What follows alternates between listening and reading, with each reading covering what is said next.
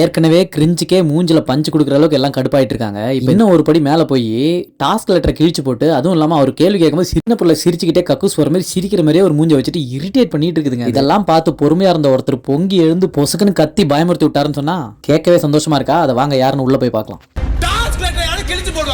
டேய், அவளை இப்படி சீரியஸா திட்டம் போது சிரிக்க வேணாம்னு சொல்லுங்கடா. அந்த பெல்ட் எடுத்து யாராவது வெளுத்து விட்டா நல்லா இருக்கும்.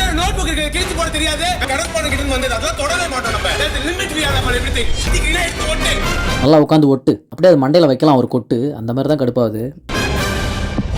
சரி, இப்போ இந்த கிரிஞ்சை அடிச்சு நொறுக்குனது யாரு பாப்பலாமா?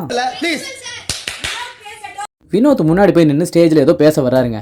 அதை பேச விடாம பிரின்சிபல் ஷேர் அப்படின்னு பாருங்க. அங்கேருந்து கனியும் கத்தி அவரை பேச விடுங்கன்னு சொல்றாங்க. அப்பதாங்க நம்ம பிரஜன் கரெக்டான நேரத்தில் பொங்கி எழுந்தாரு.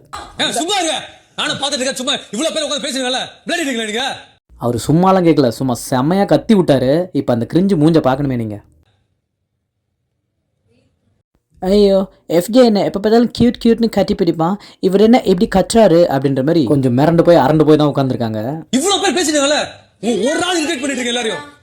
பிரஜன், போன வாரம் வாங்கின கெட்ட பேர் எல்லாத்தையும் இந்த ஒரு பஞ்சில் நீங்கள் நல்ல பேர் ஆக்கிட்டீங்க. உங்களுக்காக நாங்கள் ஓட்டை அள்ளி போடுறோம். மக்கள் மனசை அப்படியே புரிஞ்சு சொல்லிட்டாரு, ஒருத்தர் எல்லாரையும் இரிட்டேட் பண்ணிட்டு இருக்கேன்னு.